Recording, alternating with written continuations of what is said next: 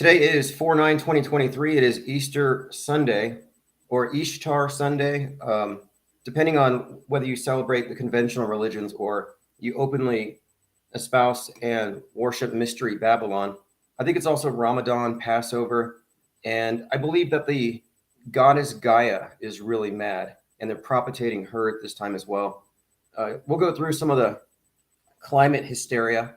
I just ran across something. It turns out, because I've been debating chemtrailers. Well, it turns out that the climate scientists have realized that there's a lot of people who don't believe in climate change, but they believe in chemtrails.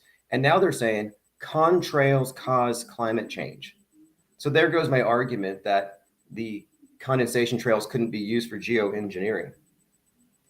All right, let's see who is in chat. We are joined by Rocco Calzone, Osher, T. Ross, Watchdog, X322, 737, Erica Creech, Ms. L. Yeah, you're on a new channel.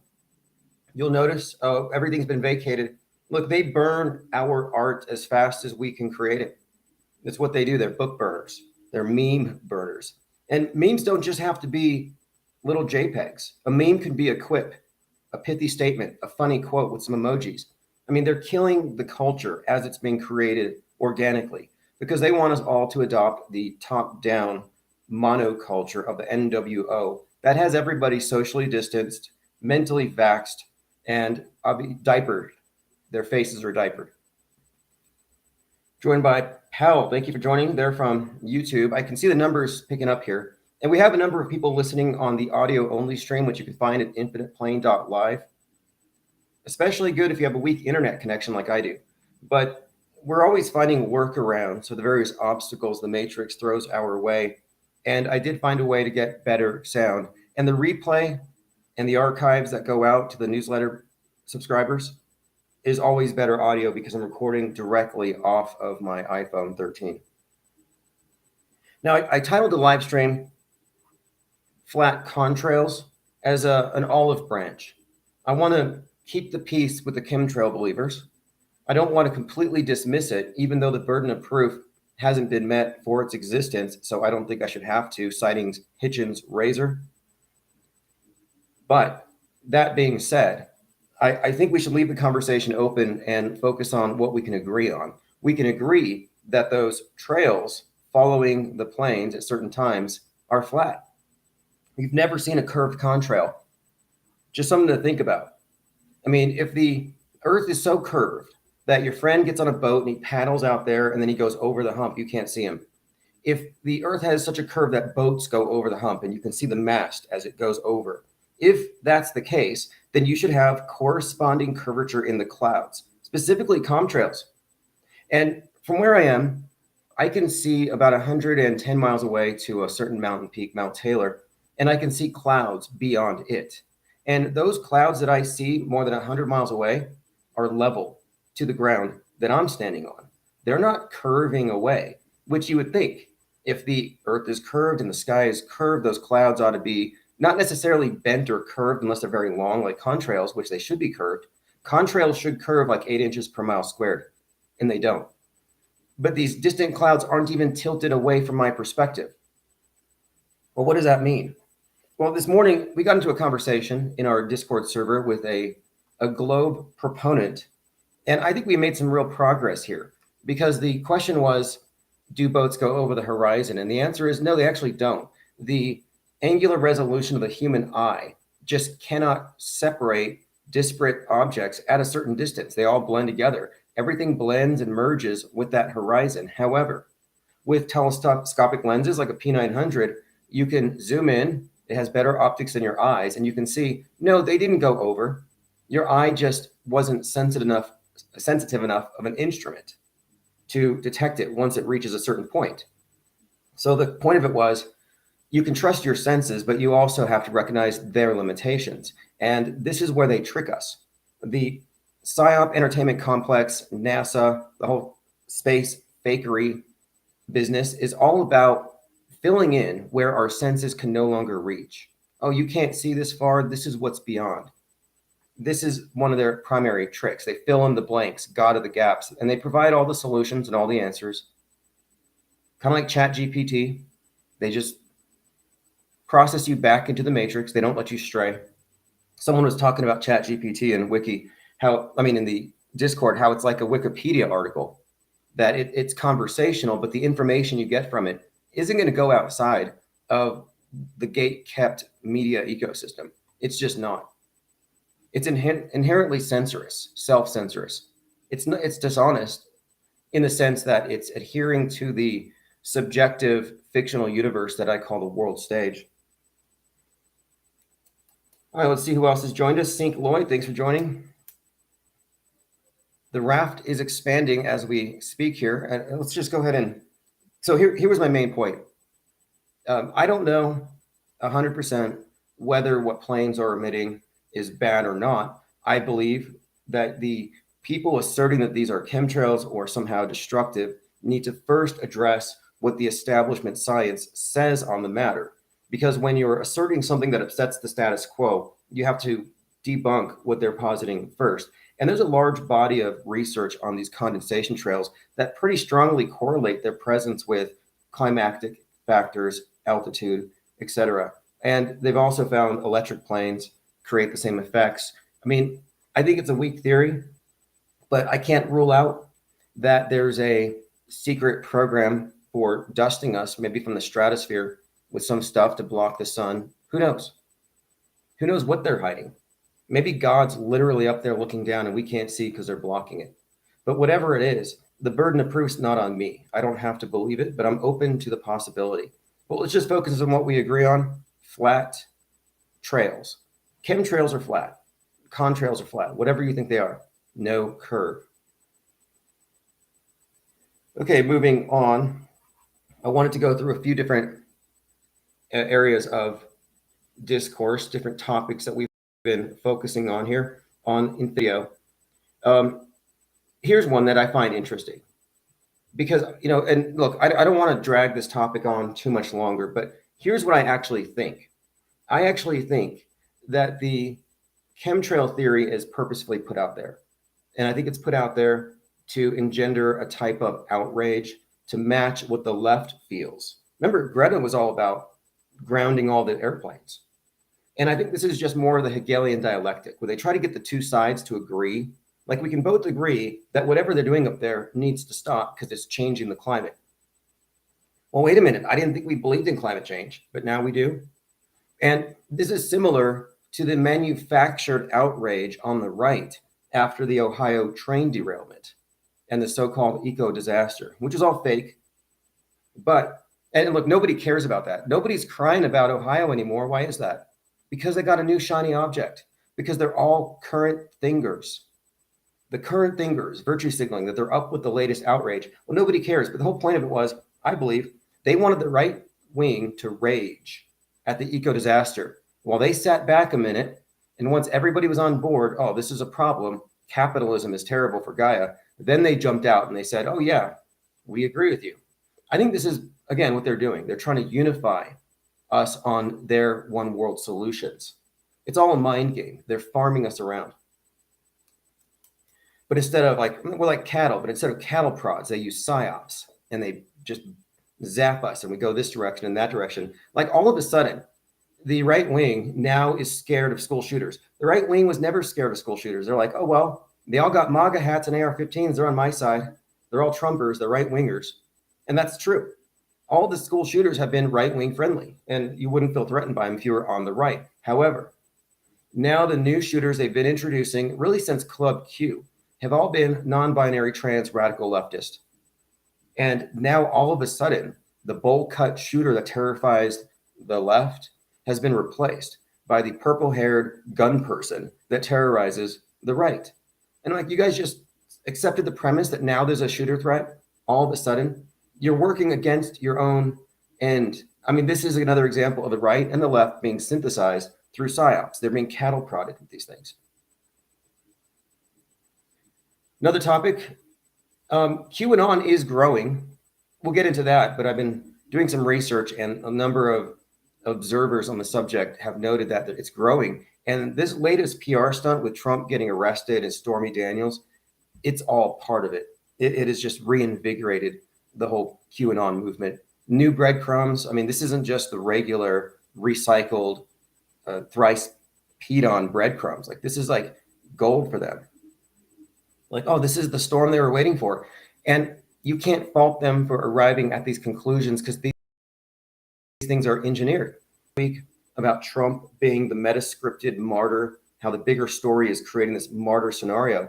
Well, it was even played upon by Saturday Night Live last night, where they had Trump come out essentially comparing himself to Jesus at the Last Supper. And this is a comedy show, sure. But the point of it is the immersive media echo chamber that the public lives within has been consistently delivering the message that Trump's a martyr to be. And it doesn't matter if it's comedy or not. We're just talking iconography. And it's there. They even have him standing in front. I mean, to be honest, that Trump skit that opened SNL last night was probably one of the most blasphemous things I've seen. And I'm not a church lady, you know this, but he's standing in front of he stands in front of Jesus, mocks him, mocks his hand sign, you know, the two fingers up. They make a big point about the hand signs, which is very, very interesting. But I have to say, out of all of the content, predictive programming for Trump as Antichrist, Trump as martyr, what we saw on SNL last night was one of the I would say, most egregious examples. And why this matters? Because it's Easter weekend. And I'm saying that this is beyond just poking fun at the right trying to Christify their martyr. This ties in even deeper to the whole Waco thing. Why did he start his campaign in Waco? It ties into a certain 33-year-old David Koresh who thought he was Jesus Christ, who died a martyr's death on a fundamental issue of the Patriots, the turning point when the government comes to get the guns. Like, this is a deep, rich story. And Trump is, I don't think he's rogue. I don't think he's working for the common person.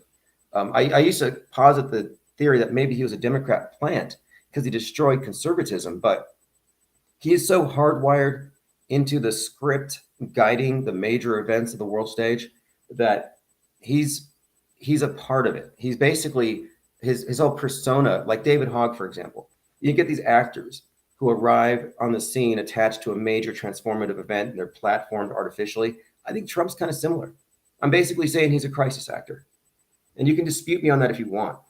Now, this should be confusing for the QAnoners. Robert F. Kennedy Jr., RFK Jr., has entered the race for president of the United States. And if you didn't know, the QAnoners believe that the blood of Christ is in the Kennedys. In fact, part of their lore is that JFK was the second coming, and that's why they shot him. And that the third coming is JFK Jr. That's their story. And this is the blood of Christ, and they tapped Trump on the shoulder. They said, we need you to help us defeat the deep state. Anyway, here we have RFK Jr. He's got the blood. He's got the magic Kennedy blood. And he's going to run against Trump. How does that make sense? How does somebody in the Kennedy family whose dad was killed by the deep state, supposedly, and we'll talk about that really quick.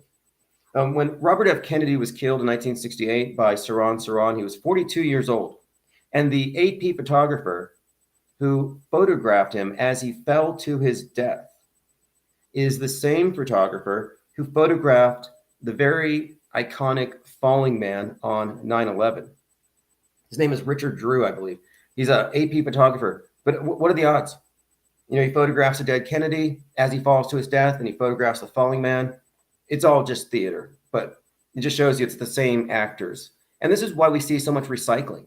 It's not just their ethos about being green and everything. The reason they recycle crisis actors is because they want to keep it small. You don't want to have too many possible leaks. But anyway, RFK Jr. is running as a Democrat. How does that work? RFK Jr. is running as a Democrat. It's a conundrum. I can't quite figure it out. Okay, next, do we forgive the Terminator? Screw your freedom. If you all remember, during the COVID, the Terminator came out, and look, before it even started, you know, he was rubbing elbows with Skull and Bonesman, John Kerry, you know, hanging out with Greta, talking about how we need to cut our carbon footprint in half. Like, what does he mean? Don't breathe as much? Don't walk as much? Yeah, basically. World War Zero is a war on human life. Now, I'm looking at this and I'm like, okay, he had said, screw your freedoms to all the people who were protesting lockdowns. And a lot of people were kind of offended by this because he's a hero, American action hero type, kind of like Rambo. And he totally turned his back on the American values when it comes to freedom and how we, you know, it's just sort of this rugged individualism that used to exist. Not anymore.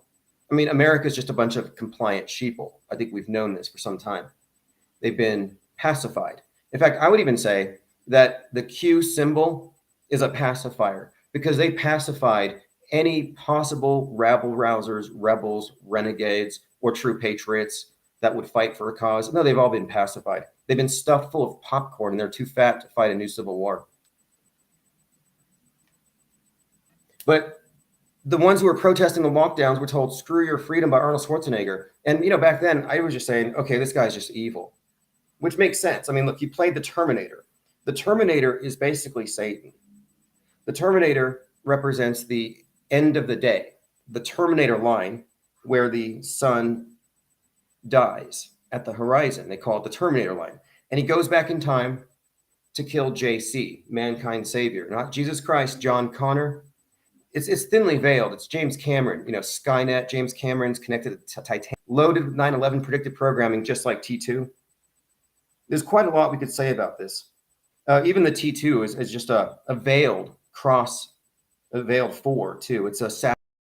But my point, the Skull and Bone Society worships Saturn. So he's hanging out with John Kerry, and they're part of this World War Zero, and they're trying to cut our carbon footprints in half.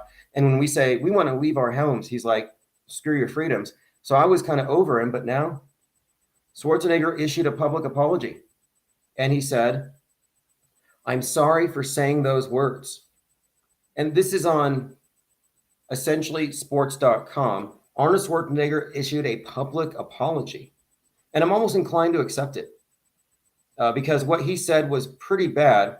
And in retrospect, it looks bad. Like, I want to do a documentary on all the COVID idiots just to, make it a matter of record. Don't let them get away with it.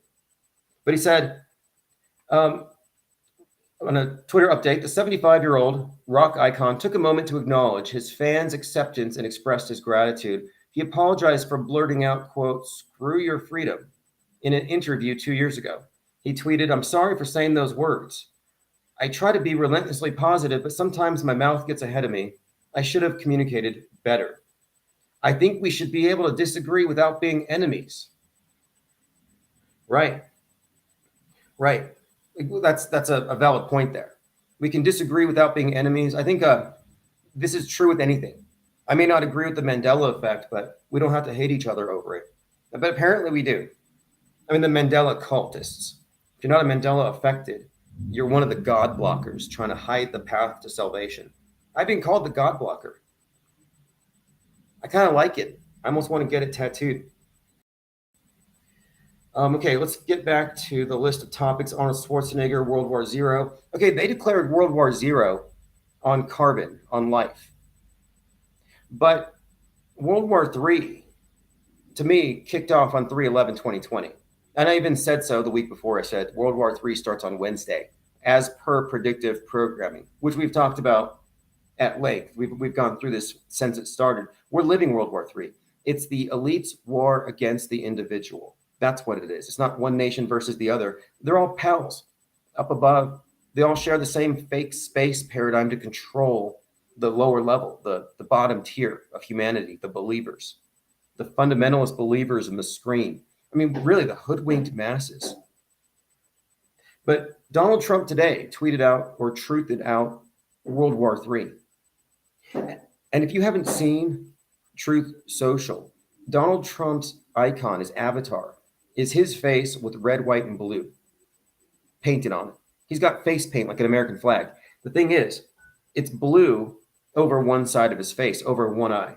Same old Antichrist symbolism, the one eye thing.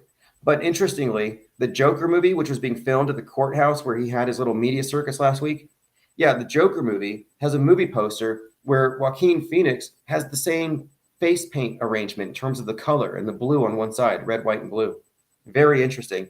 But Trump came out today and he said World War III. It's like, where have you been? It started a couple years ago. They just throw it out there like it's supposed to shock us. Rocco says, how's that war on drugs going? War on terror, war on guns, war on education. How's that going?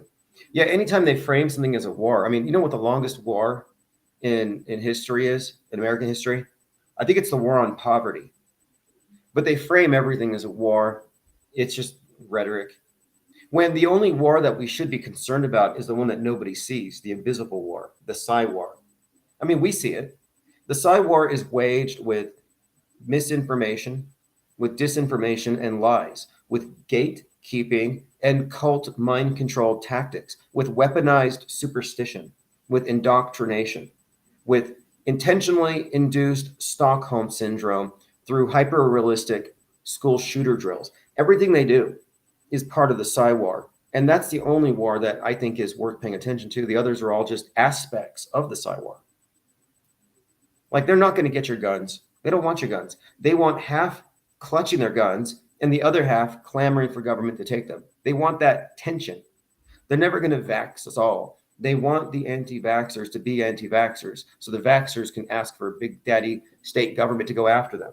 They need the saved and the unsaved. They need this dynamic tension. That's what makes the system go.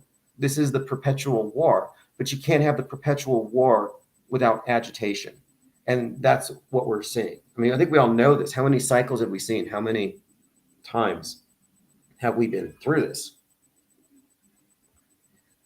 Let me go through some headlines. Again, there's so much going on. And again, the audio will be better on the replay, but this is better than what was available before, which was clippy. All right, from Raw Story, appearing on MSNBC on Saturday, there's a claim, this is interesting, that there's a vault containing Trump's unreleased pictures and stories. I bring this up because remember, Trump is facing these 33 charges or whatever, and he was talking about how Hillary Clinton got away with 33,000 emails. Think about it. In 2016, the chant was lock her up, over 33,000 emails. They flipped the script.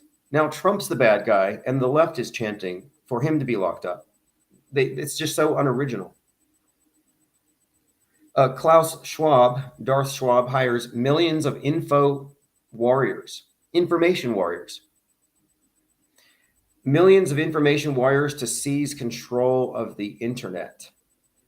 This is one of these examples, I think, of the co-opting of a movement, because InfoWars is the main propagator of disinformation from their perspective. And they see InfoWars as the main threat. That's why Alex Jones is who they look at. They're going for the head of the snake. And InfoWars for years has been basically Info Warriors. And I'm suggesting here that the appropriation of information warriors to go after the info warriors is intentional. It's to drown them out. And I realized this. There was somebody in the Discord server who was asking about boats going over the horizon. And I'm like, that myth was dispelled years ago. Where were you? His name, interestingly enough, was Johnny Come Lately. Well, when I started looking for info for videos showing that, no, it's just a matter of having the right lens to see the objects at that distance, that they don't actually go over, they're just blurring together.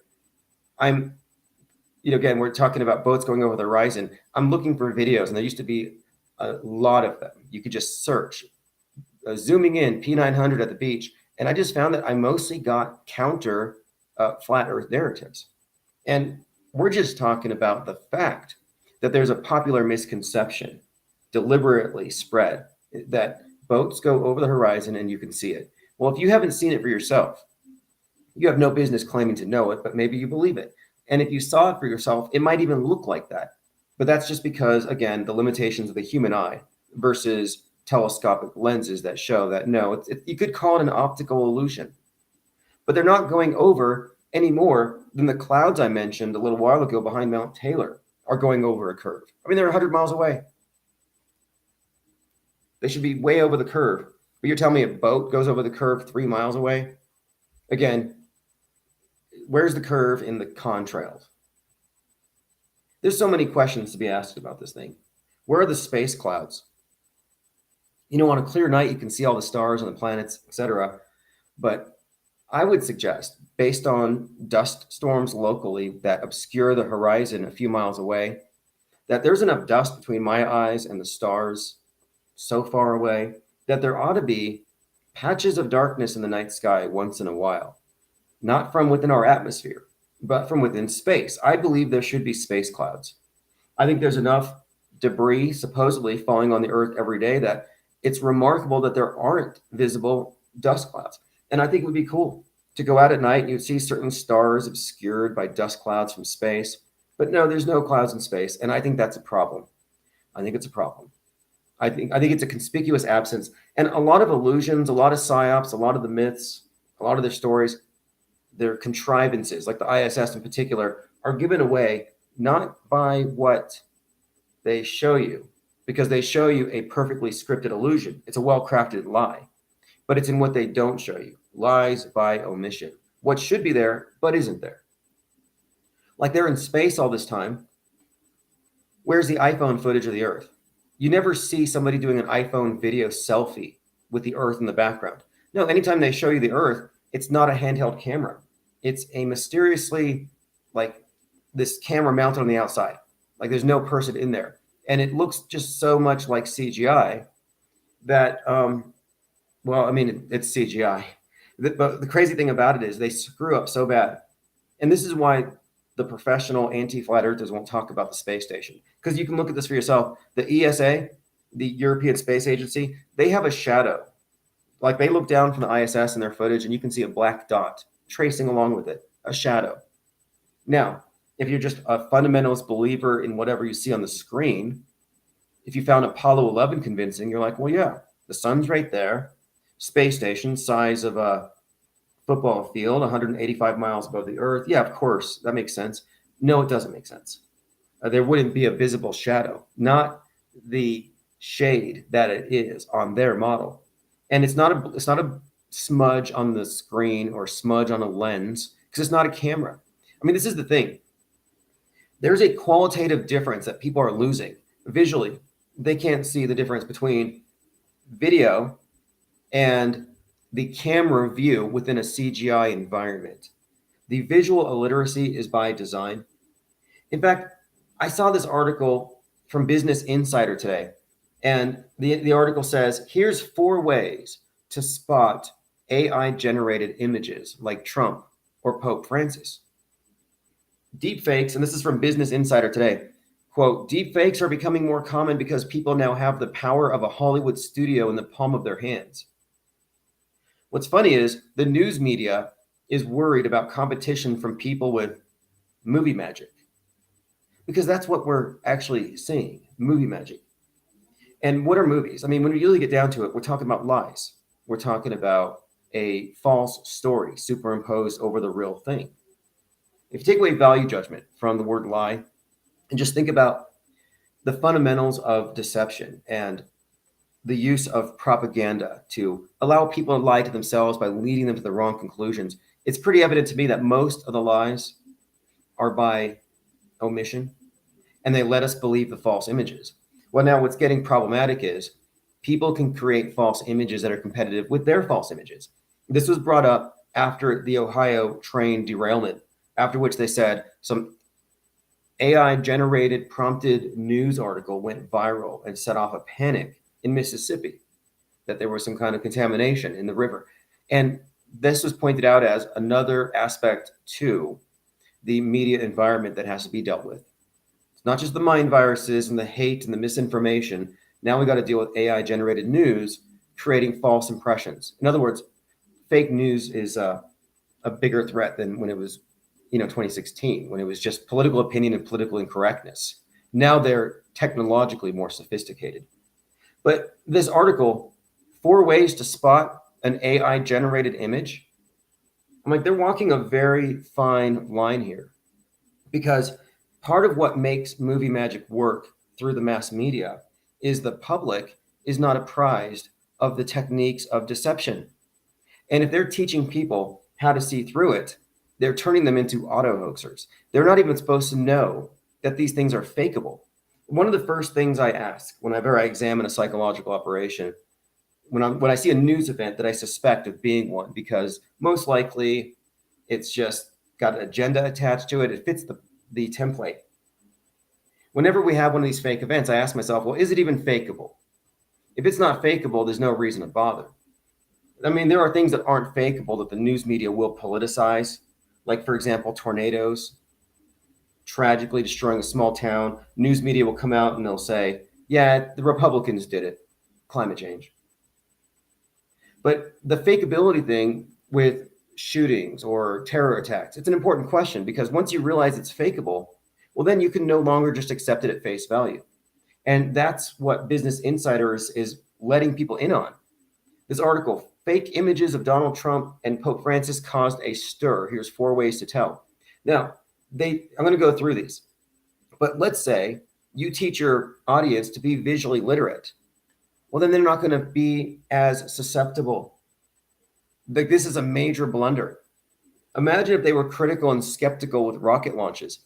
And I have plans for the future on this note, but this is how people are trained to deceive themselves. This is a prime example. You could take a skilled video editor who wouldn't buy garbage clips from an editor, from a like if you were producing a movie and you hired an editor and you're in the editing department, you would expect a certain level of quality from all the people working for you. And they submit something and you see a green screen blur, the person gets fired. You don't retain that person. But they're trained to spot these glitches because they're trying to produce a quality product. In the movies, everything looks flawless, seamless.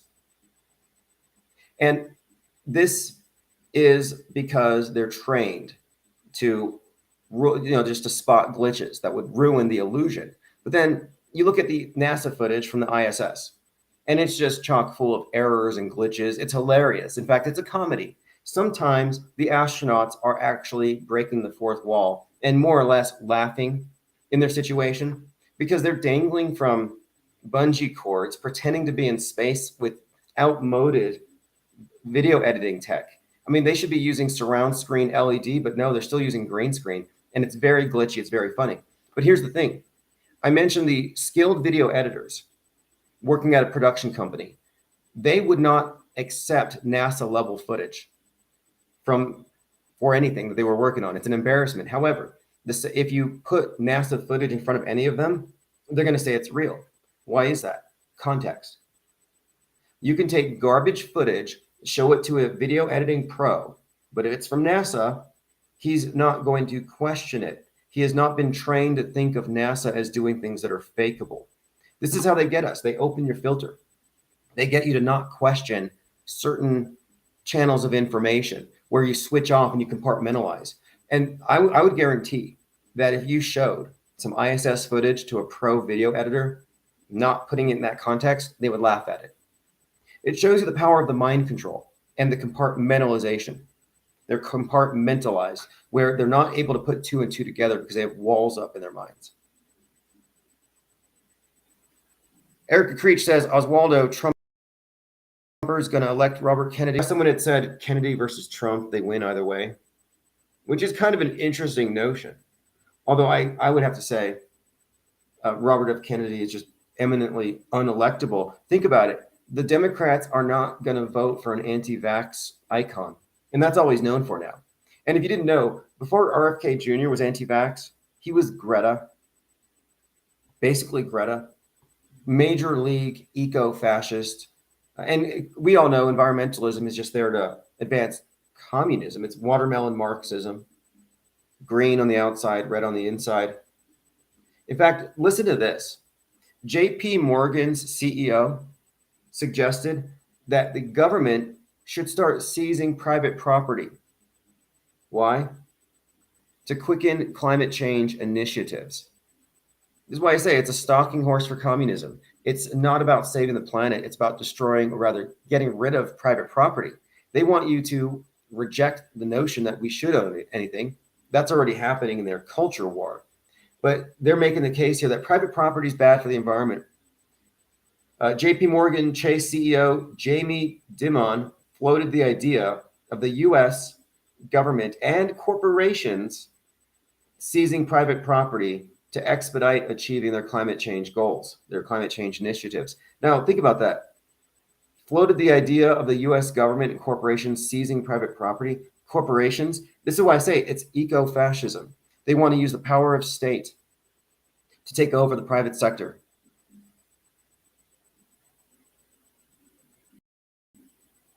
But again, Robert F. Kennedy is a major environmentalist, and that seems to be ignored by the others, by the QAnoners, who again believe that he's got the blood of Christ.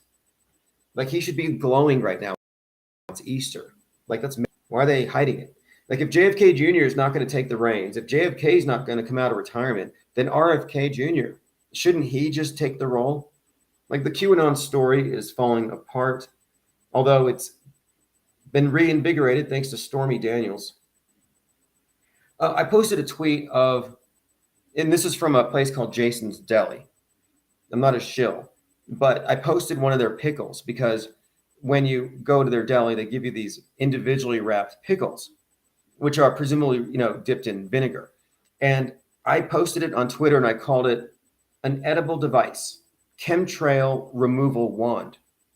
And for people who didn't understand it, the chemtrail believers around 2011, 2012, followers of Ron Paul, were of this misconception, or maybe it's real. They discovered that vinegar sprayed at the sky dissipates chemtrails. And you can find all these Ron Paul types spraying the air with vinegar. And so I was thinking, this has got to be marketable. Like, could I take a pickle and label it an edible chemtrail removal wand?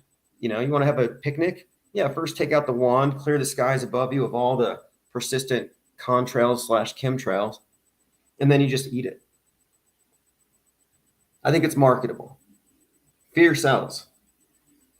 And solutions to these fears sell. I mean, I think it's magic thinking to imagine that you could spray the sky from the ground. By the way, on CNN tonight, Heaven's Gate, the cult of cults. It's a special on Heaven's Gate. And you know what's interesting about the timing of it? Because nothing's coincidental in the MSM, in the mass media. There's a couple of books that came out about Waco and the KKK. And then you have this documentary called Waco, American Apocalypse that came out on 3/22 as Trump starts his campaign in Waco. The timing of this stuff is not coincidental. And they're putting these cult leaders out there because they're trying to get the public to see Trump in a certain way. Just like he's been Christified, now they're making him like Marshall Applewhite, the cult leader from Heaven's Gate. And speaking of Heaven's Gate, I kind of think that Bill Gates's name, think about this. You got a cult. The cult leader has everybody drink the poison and they all die. And the reason why they're taking the poison is they want to go to heaven. They want to go to Heaven's Gates. Well, here you have Bill Gates, and he's got your path to salvation, but you got to take whatever he's going to serve you first.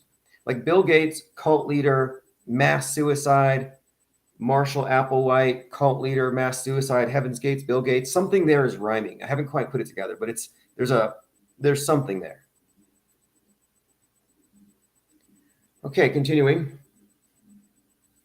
Again, JP Morgan wants to use the power of government and corporations to seize private property to stop climate change because they want to get you all into the dome enclosed cities. We're supposed to already be in Demolition Man, where the unvaxxed, unwashed masses will be outside of the cities, the new pagan heathens. That's what they're doing. This is a new empire. You realize this. The one world order is not new. It's just updating its entire system. And they're not using the old model of salvation from sin. Now it's salvation from virus. They don't care about God getting mad and causing floods because of wicked behavior. No. Well, they still do, but the wicked behavior is no longer what we do as far as our moral faults, but it's about our consumption of goods and what we buy in our political economic system. And the God that's going to flood us is actually the globe now. And it can be explained with science. His anger can be explained with science. It's called global warming. And it represents, if you ask me, the same thing. It's a replacement religion. And this replacement religion, top down, every aspect of the old religions have been brought back. I mean, that's why we have all these people like Arnold Schwarzenegger coming out and these others just advocating for people living a new ascetic lifestyle because they want people to want to be saved.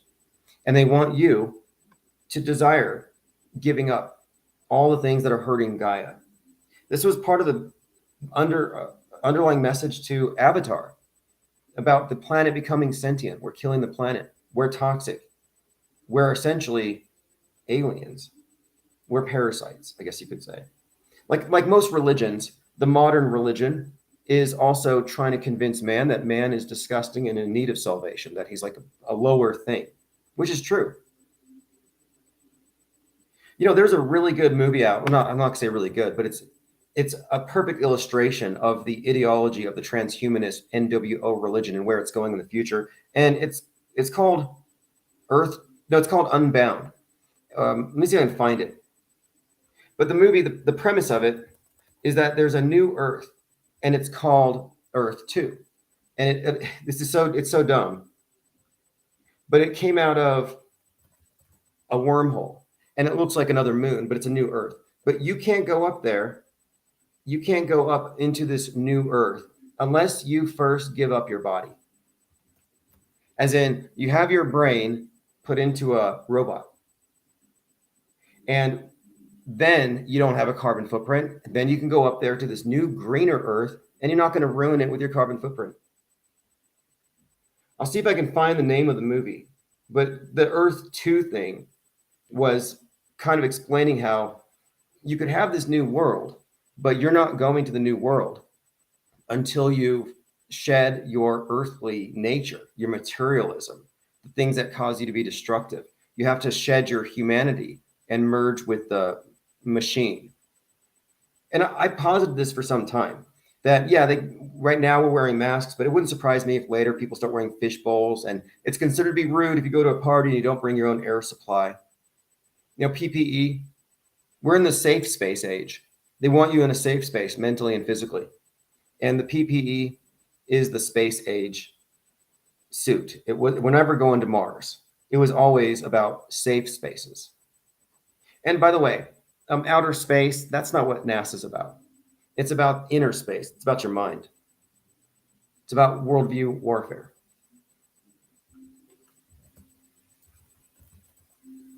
Okay, let's continue. So many terrible movies that I've watched, and I'll find the one I referenced and I'll put it in the notes if you want to watch these. A few must watches: The Village explains the world that we're in. The Live World Order, a commune of people who don't know there's a bigger world because they've been lied to. The elders conspiring against the young, using psychological warfare and drills to have them convinced the woods are full of purple-haired gun persons and AR-15 toting, MAGA hat wearing bowl cuts. And it keeps everybody from leaving their little commune. And this is what they want. They want to get you off of your private land, off of your small towns, and into the big cities. They need everybody monolithically aligned with the big cult. And we're getting there. Okay, so let's continue. Again, the media is noticing there's a problem with AI-generated images. It's hilarious to watch them on CNN. They will post images that are fake, and they'll label it fake because their viewers can't tell. They can't just look and tell. Well, here are the 4 things from the Insider that I was alluding to. The 4 things I was alluding to. AI-generated images. How do you know that they're fake? And this is from the Insider. And it's like, again, you guys are arming your viewers, and the next time they watch a NASA production, they're not going to fall for it. Like, this is really over the line. Here they go. Some AI-generated images have a plasticky appearance. One telltale sign that an image was on Midjourney is the plasticky appearance, but the platform may iron this out as it develops. And this is something too. It's developing rapidly, and they're telling people, hey, it's coming.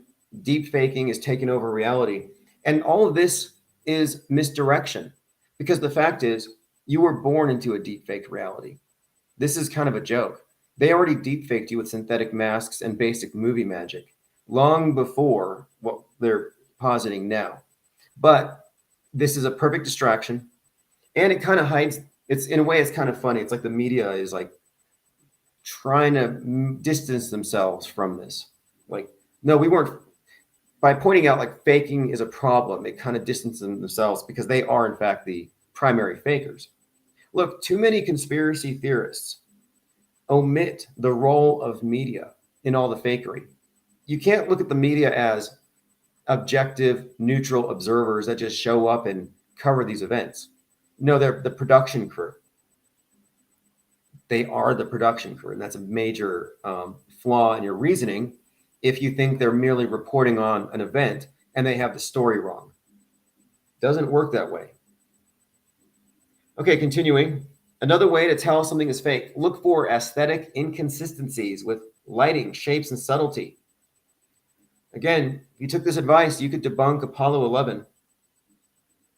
Some examples include checking whether the lighting on a person is in the right place, if their head's slightly too big, over-exaggerated eyebrows, often smiling with lower sets of teeth. Oh, interesting. Most people smile with their top teeth, not their bottom.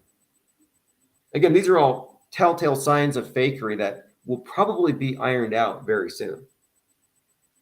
Not every single image will have these signs, but they're useful. Alex Kitroff, founder of biometric security company ID R&D, said, "The images of Pope Francis is the artifact that's completely unnatural are the, quote, physically impossible features. For example, the Pope appeared to be wearing an image that had a chain attached to only one side, including other errors like the shape of his ears, the distance between his glasses, and the shadow on his face." Another one is context is key. Do a search on the image. Find an authoritative search. Try a reverse search. Yeah, that's where you right click it and you do a Google Lens search. In other words, they're teaching people how to auto hoax images. This should be off limits. This would be like telling believers in a religion to question their holy books. It's like you don't want them to question this stuff. But this also shows you how compartmentalized it is, that the people on the lower level aren't apprised of just how much of what they do is based on deep faking our reality. All right, continuing. I had some notes here. Okay, this is a very important point. We all see the same world. I was talking about the flat chemtrails. We're all seeing the same world. But the difference between a ball earth believer and a ball earth agnostic is just a matter of how we interpret what we see and whether we accept the interpretations handed to us by known fraudsters and the perps of the psychological operations. In other words, the only reason why you would believe that the earth is a ball, as they say, is you accepted an explanation from an interpreter, but you didn't see it for yourself. In other words, my main point is you don't know it to be a ball. You haven't seen it. You just believe it. And this distinction is crucial to understanding the media matrix and its hold over the minds of the multitudes. It's somewhat subtle, but to me, it's quite obvious now that you have believers versus believers. Believers in bowl cut shooters, believers in trans activist shooters. They're both believers, but they don't know. They don't have evidence because there isn't any supporting evidence for these creations. The media weaponizes superstition. Just like the movie The Village, they make these monsters to scare people. They've augmented our reality in so many ways, and they've augmented it with their big picture explanations that I refuse to accept. Doesn't mean I'm saying it's a flat earth with a dome. I would not say that. How would you know? And this flat earth topic is mischaracterized by the media because what it does is it represents a growing body of people who are fact checking and auto hoaxing and questioning the images from NASA, just like insiders telling you to do now. Like, this looks fake. That shadow's wrong. There's no moon. Look, I can debunk Apollo 11 for you right now. Look at the Apollo 11 photography if you believe it's real and point to it and tell me where the moon is.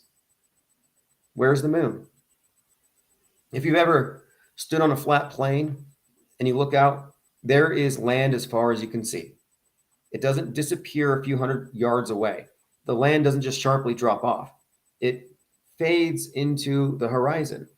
You have a landscape. But if you look at the Apollo 11 footage, there's no moonscape. None. There's no flat plane full of craters. And the thing is, the moon is a quarter the size of the Earth. From the size of a human being on the moon, you wouldn't see the curve. You realize that from the perspective of a human being on the moon, it would look flat and the moon would go off into the distance. It wouldn't just sharply disappear like you were filming it in a movie studio against a black backdrop, which is what it looks like exactly. And this is a misconception, that the moon exists over that hump. No, there shouldn't be a hump there on the moon. The moon isn't that small. Now, there's something else about this too. Buzz Aldrin had talked about the horizon line on the moon, and he claims that the moon horizon was bendy because it's so small, and he got dizzy. He made that point, Buzz Aldrin. But the video that they show us does not comport with that at all. The video they show us from the moon never depicts an actual moon. Just saying, there's no moonscapes, and there ought to be. Erica Creech says, pickle jokes are always classy. I don't know any pickle jokes. The edible chemtrail dispersion wand, the reason why I chose a pickle is that it's covered in vinegar, and chemtrail enthusiasts used to believe that vinegar dispelled chemtrails. And I was like, wow, you bring one of these pickles to a picnic, you clear the air above you. I think it's just a good idea, marketing wise. Wasn't a joke. You're free to seize on that. Market it, bring it to the marketplace, clean up the skies. Okay, continuing. This is something else. Again, we're going through a conversation. I'm going through my Discord server, and we were talking about boats going over the horizon and stuff. And what I'm saying is this: a lot of the people, good-naturedly, there's nothing malicious here, but when they believe in it and they want to defend it against somebody saying it's fake, a lot of them just don't have a lot of information about their own model, which they want to defend. And you might have a lot of faith, but you don't have the facts. You can't really debate. For example, many believers of the ball will say, of course the Earth is a sphere. All the planets are spheres. Well, that argument kind of doesn't work because according to the model, the Earth is an oblate spheroid, yet none of the planets, none of the exoplanets, none of the suns, nothing out there is oblate, just the Earth. So a lot of these arguments are just almost just mantras at this point. But most don't know that the solar system is flat. Why does that matter? Well, it matters because that's a laughable notion that the solar system is flat, in my opinion.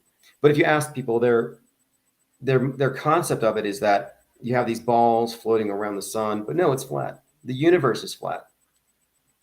Flatness seems to be the rule. But the premise that I'm pro-offering here with space being fake is that by convincing us that we're on an object floating in space, they artificially truncate how big the place is. Or if it's not any bigger, even if it is a dumb ball, by presenting us with a false view, they have some ability to conceal and hide. And think about the motivation. We know how greedy the elite are. Just look at the power and knowledge and wealth disparities. Do you not think that the same ones that would conspire to fake the world out, to lock it down, or to fake space, you don't think that they would conspire to hide, I don't know, a couple extra continents? Like, I kind of think that Atlantis, for all intents and purposes, might actually exist. And we're not allowed to go there. It's where they have their, levitating skateboards and all the technology that we were promised, the Jetsons. But we don't get the Jetsons. We're in some kind of a quarantine. I mean, greed would explain a lot. But the existence of faking space, the existence of an object in space, it has a lot of ramifications. It means we're in a closed system. It means it's a zero-sum game. It means that global warming could be real. It means that resources are running out. Like, by putting everything into a smaller game board, they put everything into almost like they're forcing things to a conclusion more rapidly. Now there's competition. Now they can make the case that our actions are speeding the decline of everything. Cubstar says the next fake moon landing has been using cutting edge technology to make it look like a 1970s movie. Well, what are they going to do? Something exquisitely believable that looks like what we see in the movies, only to have it look not as real in 2 or 3 years, because the CGI, the computer graphics, it's all evolving so fast that I don't think they want to do what they've done before, get stuck with something that doesn't age well. This is a serious problem. And this is why the ISS is a problem. It's a jalopy. It's a serious problem. And the special effects guru for Space Odyssey 2001, Douglas Trumbull, talked about this. He said that the special effects they had 50 years ago using models and miniatures stands the test of time, and CGI ages. Every 2 years, looks like garbage. Paraphrasing. I noticed the numbers went from 54 to 20. Did they take down one of our wings here? One of our rafts? But look, we're not victims. We are targets. Big difference there. We're targeted for a very specific reason. It's the reason, if you ask me, I think it's about the think tank. They have a problem with think tanks that they haven't infiltrated with controlled opposition, guardrailers, and agents designed to make the group look crazy and just, these discrediting operations. Like, we're not really with that. We haven't been infiltrated or we haven't been compromised. The think tank remains pure in its objectives. There are 3 ways of approaching our hyper-mediated environment, and most people go with the comforting lies. Those that don't are led into these frightening possibilities, their reality becoming increasingly augmented by even scarier stories. But then there are those of us that reject the premise they set and look for evidence, and they don't want that. They don't want conscientious objectors to the Psywar that know there's an alternative to taking sides in controlled dialectics like a bunch of sheep. And the number of us has been greatly diminished in our live streams. We used to have 500, 600. This is why they suppressed the channel. I mean, think about it. The channel was actually biggest in its first 3 or 4 months. And ever since, they've been suppressing and suppressing. And it's because the think tank, when activated, turns into something like a hive mind. And it makes it really easy for a lot of people across the spectrum of specialties, where they work, whatever perspectives they have, to lend that perspective to whatever we're talking about. And we would often get subject matter experts. We'd get people in the area. Again, this is the reason for the Infinite Plane Radio press passes. We are all observers, but we have the off-world stage perspective, and it's banned. The only people who are allowed to have the off-world stage perspective are the ones who are sworn to secrecy, the ones in the capstone, the ones who know about the deep faked reality, the metascriptors. We're basically trafficking in suppressed, concealed, and sensitive information. And we've learned how to not just take this information and propagate it, but we've actually kind of put together a methodology based on what we've seen. We've seen enough behind the scenes to know that there is a Psywar. If you don't know there's a Psywar, you wouldn't have any defenses up against it. And again, that's why the Business Insider probably erred from the perspective of the cult that runs the world by suggesting that people become visually literate. What they should have said is, if you don't know if it's fake, come to CNN.com and ask us. One of our experts will tell you, one of our blue checks. The dependency on blue checks and experts is a cultivated, indoctrinated dependency. This is something else to consider. And I brought this up before, that the mass media does represent the de facto state religion globally, worldwide, whatever you want to call it. And its pundits are its priesthood. Like, it has more or less just replaced the role of religion in the world today. And I'm just looking at this picture, at this big picture, as how people are accepting it. They're filtered. We have a bifurcated reality. Some are believers, some are knowers. But there's a war on those of us who are taking this off-world stage perspective, and we're dealing with information that they would rather us not have, much less synthesize it. But one other point about it, the media, though, as a construct, it's very narcissistic. And I would even argue that a lot of gods in religions are narcissistic, as are many priests, big priests. There's a reason for it. When I say narcissism, I'm talking about personality traits. I'm talking about a dynamic that exists between the authoritarian control freak and its underlings, the pyramid beneath it. And the relationship is this: the narcissist creates dependence. Everyone around loses their independence when they gravitate, when they get attached, when they get into bondage with a narcissistic construct or entity or person. And the mass media, by supplanting the role over their own minds, they're turning people into dependents. And that's, again, intentional. The masses have a codependent, toxic relationship with media. And by codependent, it means that they've ceased to be able to think for themselves. Even if they left the media echo chamber, since they haven't learned how to appropriate or how to examine media rationally, they just become believers. They'll just go from mainstream to alternative. And this is analogous to people who leave bad relationships, just jump into the next bad relationship, like a pattern. Yeah, it's because there's a cultivated pattern here, an issue, something ingrained, training people to depend on sources so they can make these arguments from authority. But what about becoming an authority over your own mind, the final arbiter of what you know to be true or not? They want the ability to download info directly into your head.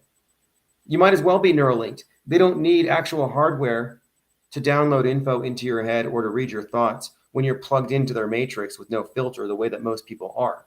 I happen to think that is how they're doing it. Neuralinking will not require any kind of hardware. They don't need it.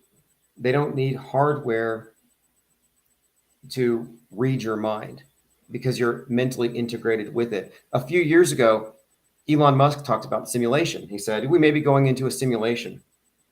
And I'm like, wow, this is clever because we're already in one. We are already in a subjective alternative reality game, an ARG. And the game programmers keep people selecting from their limited set of menu options. But when Musk said that we might be going into a simulation, people think matrix pods, mentally avatared into a metaverse. Yeah, that is true. But your matrix pod is your couch. Your matrix pod is your TV viewing room, and the screen is the part that your mind is plugged into. You're not physically connected to it. You don't need the hardware. The relationship is there. And it's a very subjective world, and you have subjective realities competing. It is worldview warfare. And I read somewhere that the Nazis that were brought into America were experts in rocket science and worldview warfare. I think it was Operation Paperclip. And I'm thinking, that pretty much explains NASA. Worldview warfare is trying to get us to believe the world is what they say it is. And NASA's goal, if you ask me, it's not to take us to distant planets. It's not about saving the Earth. It's about controlling your worldview. It's all very clever, this mind war thing. And if you take it literally, if you're a literalist, yeah, you can be comforted with their lies. If you recognize the lies, of course, then you become either a conspiracy theorist, or if you see through all of the false alternatives, the dialectics they set up, then you become a conscientious objector and a non-believer.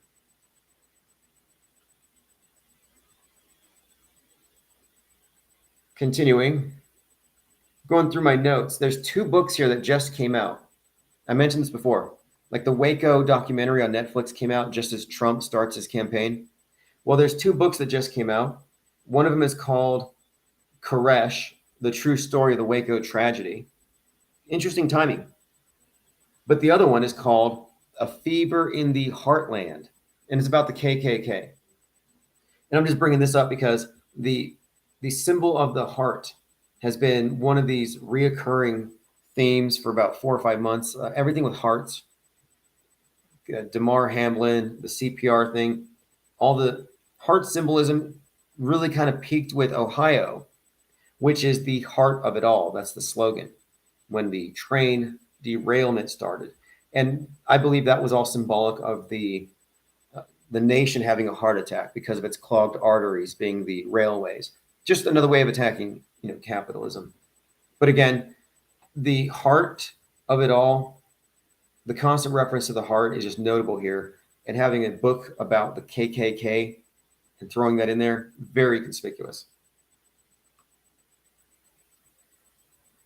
Okay, continuing. This is a tweet that I picked up. This is from Buckle My Shoe. He said, quote, any accounts peddling the Q stuff at this point are either bots or leftover PSYOP agents that weren't cool enough for the next project. You know, I've come across individuals that I believe are probably PSYOP agents, and a lot of them were like rehashing old 9/11 truth from 15 years ago. Like not even no planes, not even hoax, but just like alternative theories, direct energy weapons, and just all the absurdities that they use to bury the fact that the thing was a hoax. And I'm like, where do these people come from? But then 2020 happened, and it seems like a lot of the 9/11 COINTELPRO agents, they got repurposed to anti-vax, and suddenly it's an issue. I think that is the case. And I notice a lot of the channels that are pushing Q on Twitter, they're like bots, they're all anonymous, and they have huge followings. Like there's one of my favorite Q channels is this guy named David Kinesk, who has like 50,000 followers, and he's always posting recycled Q drops. And I did a little digging into him, and it turns out that on Halloween, he went to a party where he thought human trafficking was going on, and he tried to kill people. He took a knife and he stabbed the security guard. Well, he's out on bail and raising money on GoFundMe, and now he's on Twitter tweeting Q drops about when are we going to do the military tribunals and execute all the Democrats. But this is a literal QAnoner who went out and stabbed people for Q, like a real diehard believer. So he said bots or leftover PSYOP agents. Well, there's also a bunch of psychos who just want to see a bloody revolution.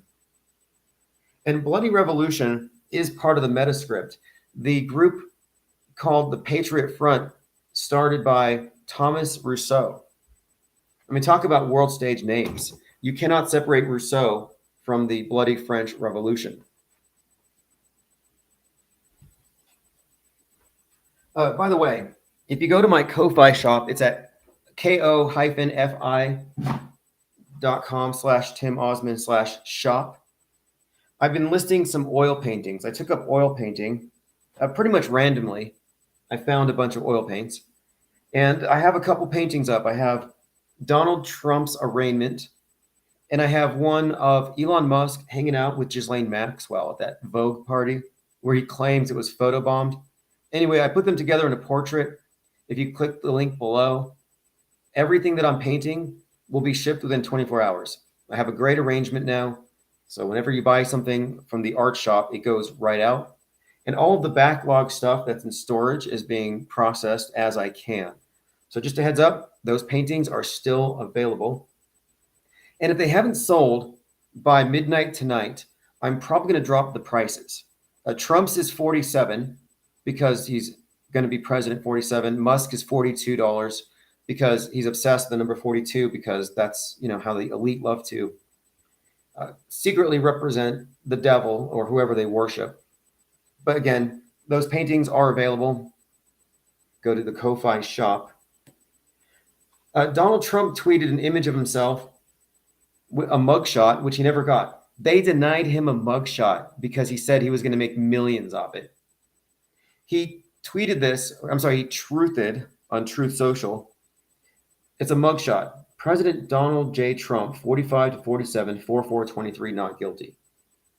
Anyone here care to guess how much money do you have to send this billionaire to get one of his coffee mugs with a mugshot?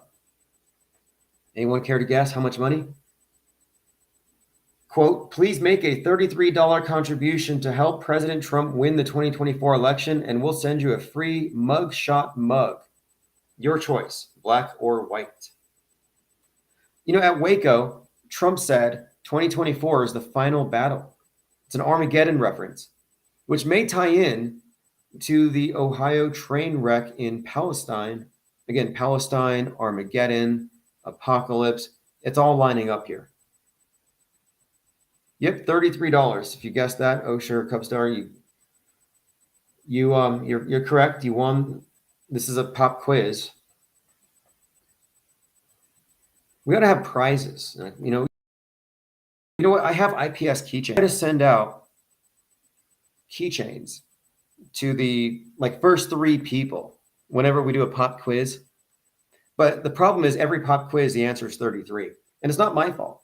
It's that the PSYOP entertainment complex, the people behind these operations can't help but use these numbers all the time. In fact, Del Bigtree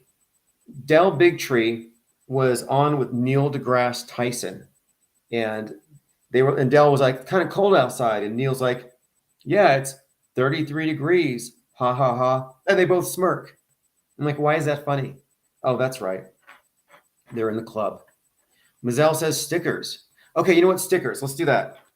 Here's what I'll do. I'll have to get in touch with likely X-Pac, who does a lot of the work. Most of the graphic art for Infinite Plane Radio is from the same artist. And you can see his work at infiniteplanesociety.shop. We'll get a sticker designed for the pop quiz, like a gold star with a penguin on it or something. I'll put that in my notes here.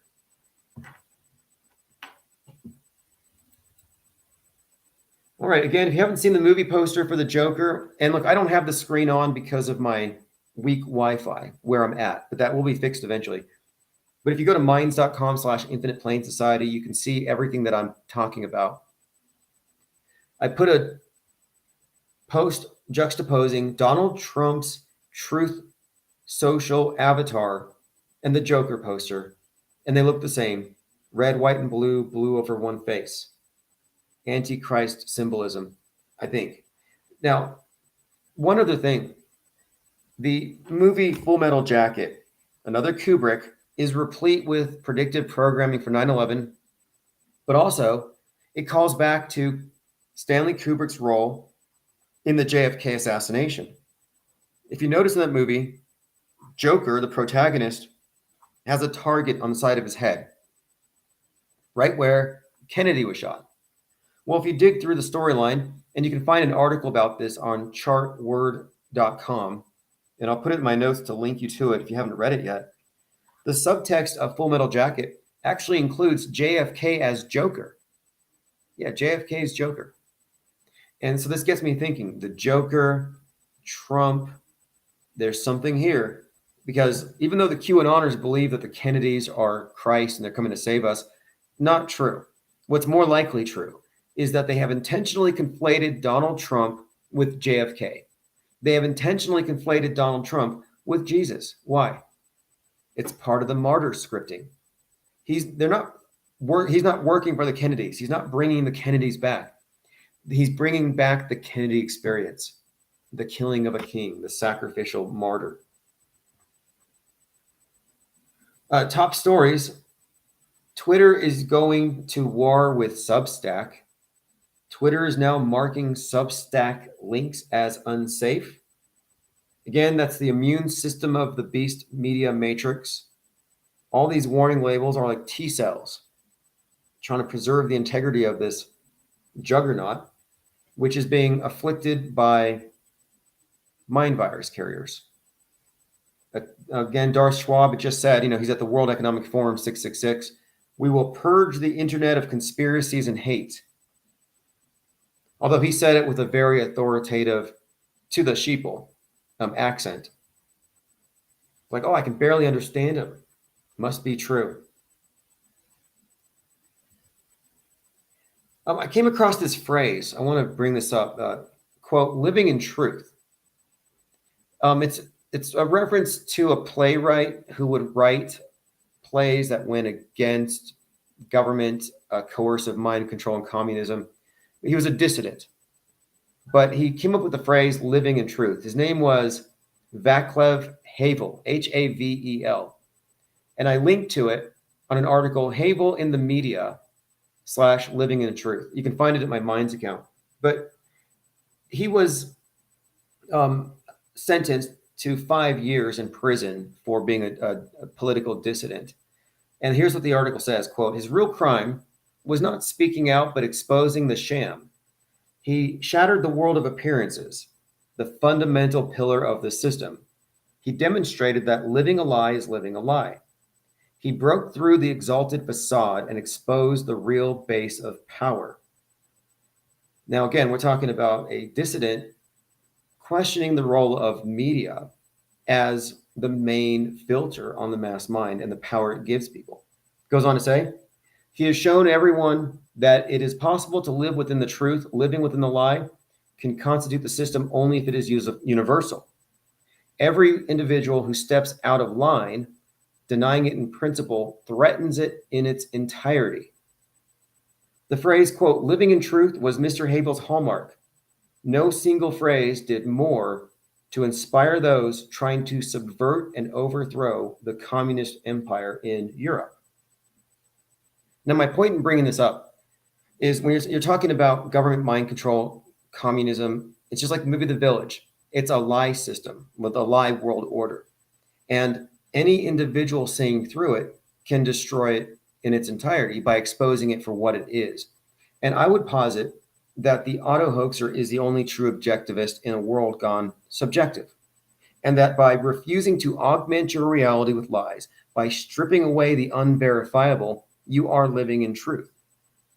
And I came across this phrase on my own, and then I found that it had a precedent. And by living in truth, what I mean is living without any of these subjective impositions. And every individual living in truth that is Psywar aware to the big system. Erica Creech wants to call in. I don't have a way to take phones right now. I'm still not in a headquarters, and I do not have a fast enough internet. You can leave comments, and I will post them. Independent UK, quote, Trump forced to admit he's 1 inch shorter than he claims on the arraignment paperwork. Now, Donald Trump's arraignment paperwork said he was 1 inch shorter, but I'm wondering, maybe it wasn't the same Trump. A lot of people have noticed that there seems to be a number of Trumps, at least 3. Red tie, no tie. I even say that the one that's playing golf is a separate Trump altogether, and all he does is golfs. I'm just saying that maybe Trump's not 1 inch shorter, but maybe one of his body doubles is. Okay, continuing. We talked about the Trump Christ thing. Again, he demanded a high-profile sent surrender. You know, they could have done everything by Zoom, but Trump wanted the perp walk. He probably wanted to be handcuffed, and he wanted the mugshot. This is rollingstone.com. Donald Trump passed on an offered low-profile arraignment, instead hoping to paint a public picture of persecution and send a message to his supporters. Interesting. User offline says maybe someone should cut off an arresting officer's ear and Trump can pay a surgeon to stick it back on. Yeah, they really have been heavy-handed with what I call the Christification of Donald Trump. And he's the least Christ-like person I've ever seen. And I'm not trying to be disparaging, but there's like literally nothing about him that connects with Christ. And that's just not an opinion. Unless you're seeing something I'm not seeing. I mean, I'm not judging his actions or anything either. The Stormy Daniels things is just ridiculous. But I am glad about Stormy Daniels for a couple of reasons. One, it's solidified that the QAnoners are being baited on purpose. The storm is coming. The 55th Q drop. It's all about the arraignment, the first arrest and indictment that shocks the world. Yeah, that's one. Two, Stormy Daniels actually debunked transvestigation. This theory that all of the elite are the opposite of what they say. Yeah, that one's been debunked because of Stormy Daniels. It stumped so many of them. And I'm sick of that topic, but it's a disaster. What's happening is a lot of the people who talk about this theory that you can tell that the men on TV are women by how they walk, by looking at their knees and the Q angles. A lot of them are recording themselves and sharing it on Twitter. And they're finding that a lot of men and a lot of women, biologically born as such, their walks aren't always as simple as men walk like a marching soldier, the legs punching out in front, and women have their legs swinging around with their hips swaying. Like it's not that simple at all.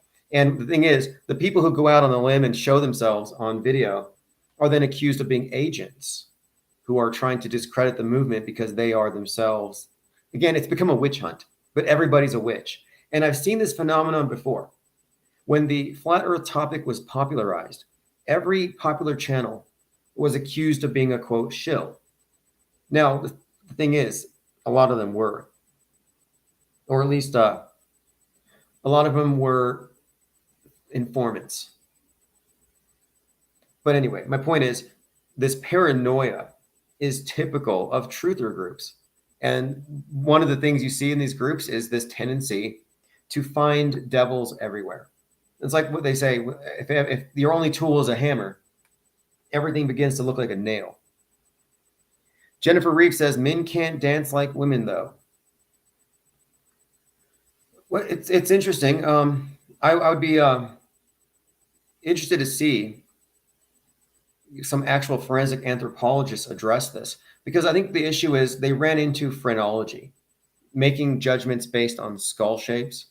And another thing is, and JLB was very astute to point this out, they're failing to take into account cosmetic surgery, where if there's an ideal that strong jawbones or jawlines, mandibles, or angular jawlines are a thing that are considered to be attractive and sells tickets, people will get implants. And that's another important point that has been missed. And I think the whole topic missed out on, I think it kind of missed the point. Like, yes, there is deception, there is deep fakery, but it's just too rife with logical fallacies and big assumptions. But the witch hunting thing is fascinating to me, because I think it's intentionally put there to cause groups to take themselves apart. It's divide and conquer. And that always blew my mind, that you got the truthers out there who are some of the most divisive, lying ass people in the world. Truthers throwing their reputation away, in my view, to level false claims against somebody that doesn't believe them. Not very truthy. And this is something else. The truther movement, and I just realized this a few days ago, that the media are liars. We know this. That is their role. They are superimposing a false worldview. Well, the controlled opposition to the liars are the truthers. Now, if you're seeking the truth, you're naturally going to gravitate towards, quote, truthers.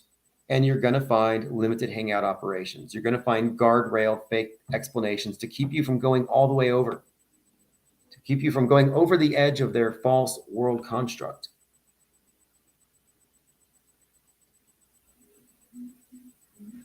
All right, let me scan my Twitter really quick here. Again, there's a claim by Omarosa that there's a vault containing Trump's unreleased damaging pictures and stories. It's just like the laptop story, Hunter Biden's laptop. It doesn't matter. You could have a laptop leak with all kinds of pictures of Trump. It's not going to change anything. Although I hope it does happen. I hope that there's a laptop from hell equivalent coming from Trump, just because it would confuse all the transvestigators who believe that Trump is a woman. Like, let's just go ahead and see. Again, it's Easter Sunday, 4/9/2023. They didn't actually crucify Trump, so he wasn't required to resurrect today. You have to go see the Saturday Night Live skit. Even though it's in jest, it's Trump predictive programming. And this Trump Christ stuff is getting insane. And one other point on this. If you look back at Trump predictive programming, for the most part, it's all satirical and parody. Even Back to the Future, it's comedy. It's never 100% serious. Therefore, Trump coming out on Saturday Night Live, mocking Christ, mocking Jesus, saying he's like Jesus, etc. Yeah, it's not a joke. It's meta scripting. It's part of the meta narrative, the story they've built, the Christification, the martyrdom of Trump. And I'm not a prophet, but I read the predictive programming and use it as a predictive model. And I'm not the only one that does it. Many of you follow Jurassic Liars. And Jurassic Liars is the channel that has followed the scripting around Trump for years. And he has been positing that, and he says it's this year 1,000,000%, that this year that Trump is going to have some kind of a head wound and then a resurrection. Like, this is prophecy. Supposedly it's going to happen on August 4th. But whatever the case, he's been saying this for years. He didn't know which year it would be. He's certain it's this year. Yet, here's the thing. During all these previous years, there's been a lot of predictive programming for Trump and ahead would. But it wasn't until this year, and most recently in the last few months, that the Christification became very apparent. That this Waco thing, the Jesus thing, not a coincidence. It almost seems like now they're setting him up for the hit. Rocco Calzone says, very good short story. The Way of Cross and Dragon by George R.R. Martin has to do with liars. I have an article called Lie World Order. I actually put it as a Kindle ebook just to get more readers. Lie World Order is a short essay with graphics that describes how the world order is constructed, how it's liars at the top who know what's going on, and believers at the bottom who are all believers in lies, and what that does to the collective worldview and the power it gives to those at the top. Of course, by seeing through the lie world order, you're put on a more of an even plane with the capstone, only you don't have to sacrifice babies to get there. You don't have to take any oaths or compromise yourself in any way. You just have to decide to take the screen off your face and perceive for yourself.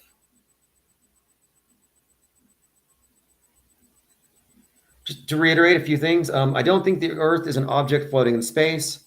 Boats on the horizon only appear to go over the horizon, but it's because they're merging to the human eye. Better optics reveal that the boats are still there, not over the hump, and they're still level with the observer. Ball Earth believers are not Ball Earth knowers. If they say they know it, they're lying to themselves. And this is a key feature of the lie world order. It has people thinking that their beliefs constitute first-hand knowledge, even though it came through a screen or it was secondhand. Some people say, I believe that shooting was real because my cousin's best friend's nephew was there. I'm sorry, but fifth hand or 6 degrees of separation information, that's not evidence. If you didn't see it, if your reference point is a pathologically lying media, then you're not exactly being objective nor truthful.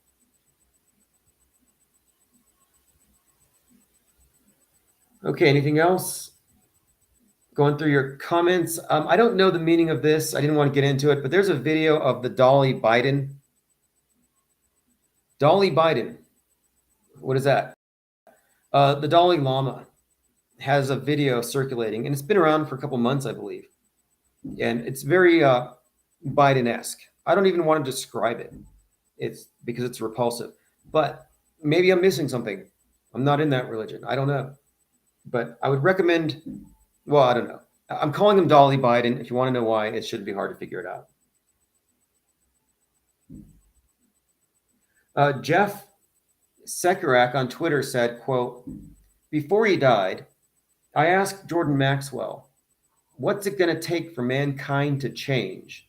He replied, an otherworldly intervention, an act of God, or some type of mass spiritual awakening. Short of that, we're looking at a few thousand years of vicious slavery. I wish he was wrong.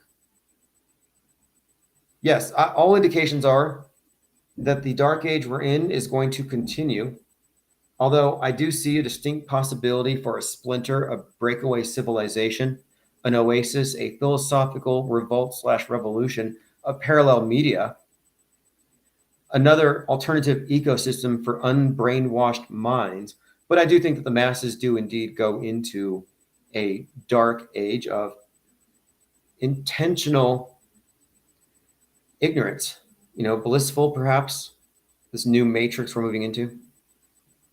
River Styx says Dalai Lama was into the Nixium cult. Okay, that makes sense then. That makes sense. There's something up there.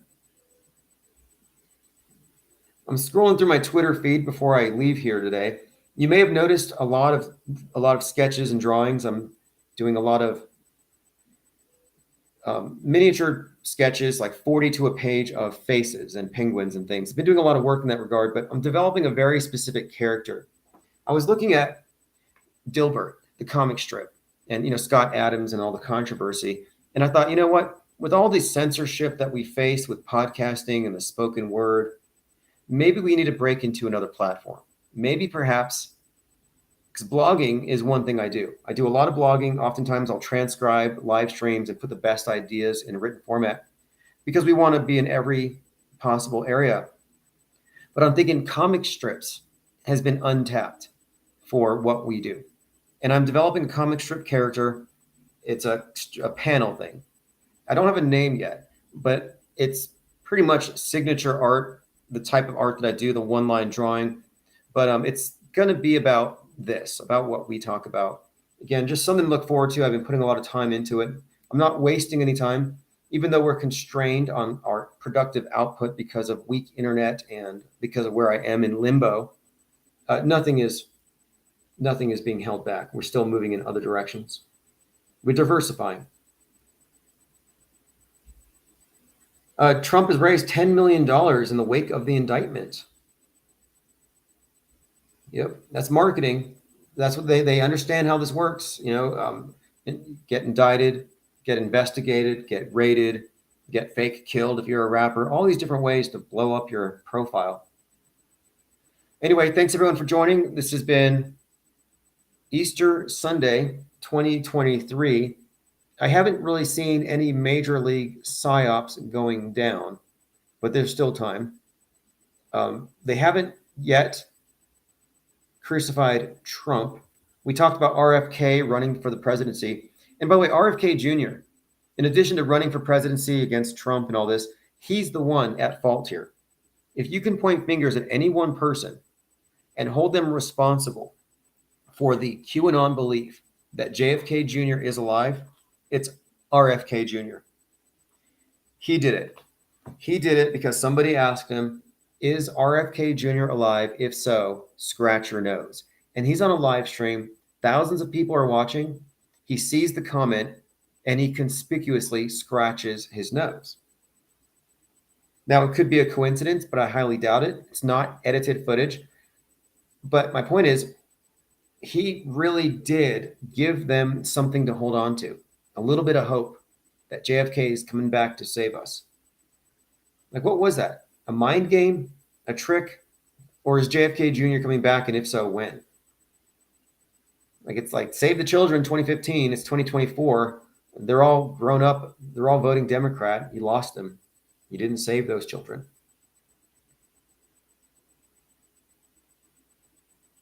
All right, this has been great. Again, I'm just going through my notes, making sure we haven't missed anything. If you want to follow along with the notes as I go through them, you can go to minds.com/Infinite Plane Society. River 6 says, we're still in the season of sacrifice. Yes. These Holy Week psyops are always big. And it's not always on the day. It's the whole month. And April's a big month. And all this talk about Waco and all these shooters, well, the Waco anniversary is coming.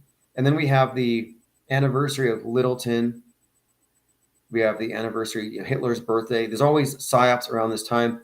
And one thing that's always true, May Day, major pagan holiday, Beltane, the last day of the month, but May Day, or May Eve. But May Day is a huge holiday, not just for the occult world, but also for the political cults. And you'll notice that the commies are always finding a reason to march by May 1st. Well, they'll gather around the giant obelisk. So things are heating up, politically and as far as the climate, as we go deeper into spring. And this narrative of Trump being turned into a Christ and a martyr, it's beyond comedy. It's beyond mere blasphemy for its own sake. They're setting us up. Mazel says, I'm in the Columbine area. Hey, little known fact. The Columbine shooters, Dylan Klebold and Ed Harris. Again, Dylan Roof. These names are always used to sync these stories together. The Littleton shooters, though, the whole thing was a psyop and fake. But they did come back. I mean, they are known. Anybody know? Does anybody know who the Littleton shooters are today? Give you a hint. South Park. Yep. Trey Parker, Matt Stone. Look at Trey Parker. Look at Matt Stone. And then look at the Littleton shooters. Look at Eric Harris and Dylan Klebold. And you'll see that, yeah, they grew up. They grew up in the PSYOP entertainment complex. They had very important key roles. Back when the shooters were copying the Matrix, remember the trench coat mafia? And that's when they really introduced copycat killers and the idea of the contagion effect. Oh, you can catch the mass shooter virus and become one. Okay, I'm posting, sorry, if you're in the Discord server or if you're on the newsletter, I'll be posting the archives and you'll get better audio. And if you're in the YouTube server, the channel there, I'm going to hand out wrenches. Again, the YouTube channel is new. The last one was shot down. River Stick says, I wonder if there's a connection between Waco and Fort Hood, Uncle Sam's Snuff Factory. Well, the Waco thing predominantly has to do with weapons. Weapons violations were used as a pretext for the raid and the conflagration. Then you have the 33-year-old cult leader, Dave Koresh, 33, kind of like Timothy McVeigh, 33 when he dies. Now, the other part of it too is Alex Jones got his start in Waco. If you look at Alex Jones on Wiki, it even says he was radicalized by what happened at Waco, and afterward, he was behind an effort to rebuild the Branch Davidians compound and church. So that's a fascinating point here, because Alex Jones, the gun issue, and Waco from the beginning. Alex Jones was on Piers Morgan, and he said 1776 will commence again if you try to take the guns, because taking the guns is the turning point where you have a revolution. This is why you have the Turner Diaries as the inspiration for Timothy McVeigh, and the turning point by Charlie Kirk. Charlie Kirk's one of these right wingers, but he has these conservative meetups called Turning Point USA. Well, Turning Point means it's time for revolution. They're coming to take the guns. Turner Diaries, all very much connected there, connected with Alex Jones and this Waco narrative. Fort Hood also had a very terribly performed psyop. Do you remember Major Hassan, the soldier of Allah, back before you had QAnon killers or trans gun persons? You had radical Islamic terrorists. Not anymore. Guess we got rid of them. Or they phased out that psyop. But Major Hassan, the Fort Hood shooter, it was terribly unbelievable. And the reason why? It was filmed on a military base. The regular media was not allowed on the base. They had to rely on their own internal reporters, the people who become journalists in the media. And it was like, it was pretty terrible, very drilly, wasn't nearly as theatrical as what the MSM gets. One of the faker psyops that I've seen. Now, their excuse was that he had built up a resentment against American soldiers because he was treating soldiers with PTSD and hearing about their war crimes against his people. And they even suggested he had PTSD secondhand from hearing about their events that they experienced that gave them PTSD, because apparently that's another contagion. Okay, let's see here. River Six says soldiers dying and disappearing mysteriously, child trafficking at Fort Hood. Well, one thing to consider too about the military, because I'm always talking about Psy-War. The military has a key role in the Psy-War. That is, the existence of the military ensures the existence in the weapons of mass destructions that they are there to protect us from. The military is there to protect us from all these fake things, but they're trained to believe in it. Their lives are built around it. It's really impossible to debunk the stuff for people in the military. And this is important because we're talking about a Psy-War, and they're the front lines of the Psy-War. Like we think they're front lines of the war, No, they're the most diehard believers in the BS by design.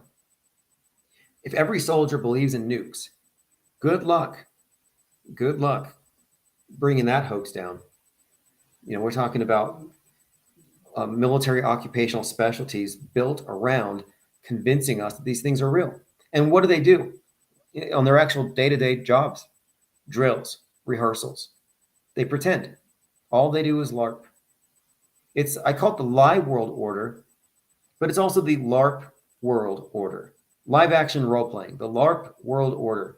Where everyone, look, they're either totally deceived, which makes sense, you're born into a mental quarantine, or they're lying along to get along, which I refuse to do.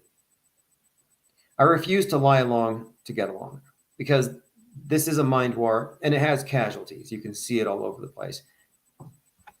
And I don't fault the casualties. I don't fault the people for not seeing through it. It's a conundrum. It's not difficult. I mean, it's not, it's kind of simple. It's not that difficult to unplug, but at the same time, it's constantly reinforced.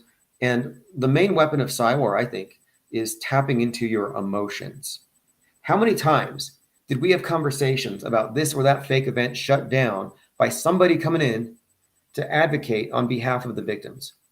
Oh, it's too soon. You can't call it a hoax. Too soon. You got to give the victims time to grieve. Like, what are you doing? SJW for the gags?